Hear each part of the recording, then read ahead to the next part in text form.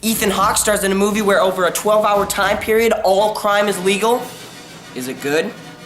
Keep watching to find out.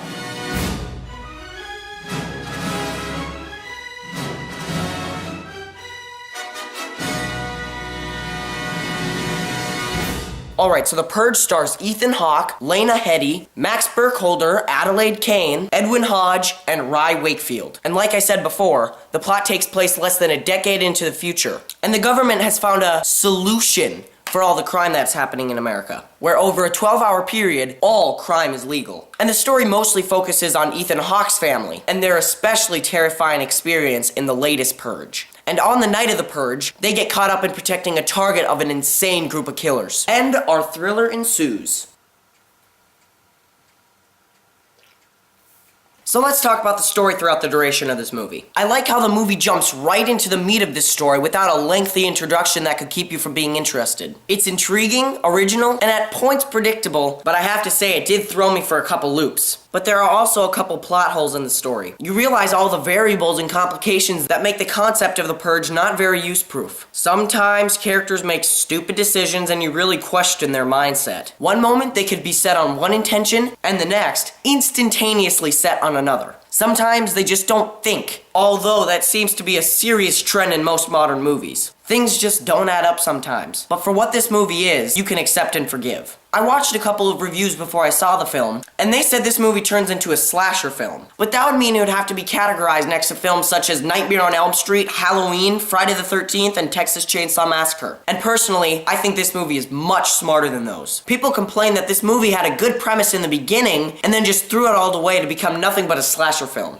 Even though the film didn't dive in deep to the complexity and history of the annual Purge, like people thought it would, it still gave the audience an appropriate amount of information regarding the Purge that they have strong context of what's going on. Any more information could have kept the movie from holding up the plot successfully, and could have unnecessarily complicated things. So I believe that the plot's primary focus on Ethan Hawke's family during their experience on the annual Purge was a good call. The movie lets out enough context about the event that throughout the movie you aren't confused, but interested.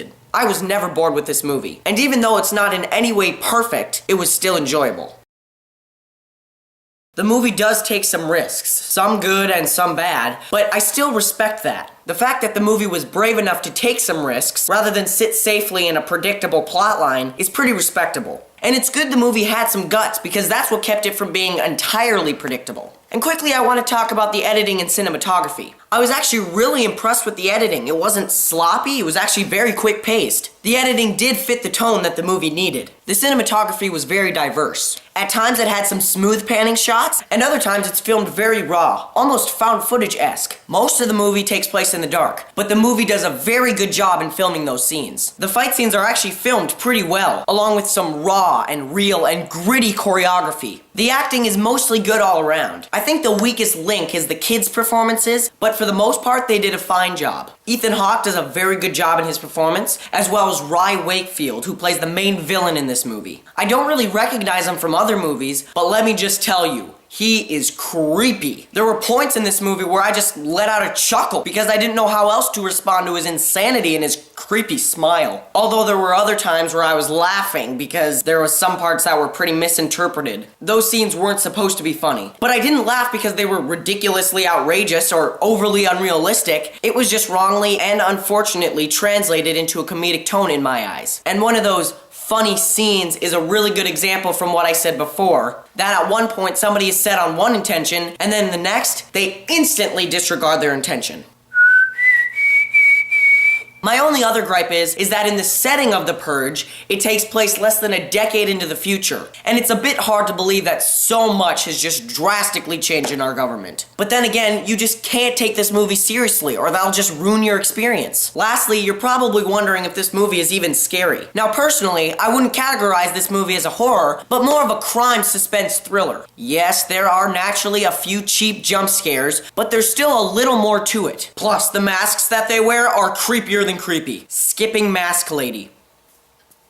That's all I'm gonna say. If you've seen the movie, you know what I'm talking about. If you haven't, well, buckle up. And there's actually quite a few pretty good hits in this movie. Also, there are a couple of pretty good suspenseful scenes of just someone quietly walking down a hall, slowly around the corner. That's good. I like how there's very diverse forms of scares in this movie. I had a feeling that the climax and resolution in this movie was going to be sloppy and disappointing. And although it is no Inception ending, it was impressively alright. Wasn't amazing, but it wasn't in any way horrible either. I was actually kind of satisfied at the ending walking out of this movie. Now, again, this movie is obviously nowhere near perfect. But truthfully and honestly, I was overall invested and happily entertained. I'm gonna give The Purge a 6.7.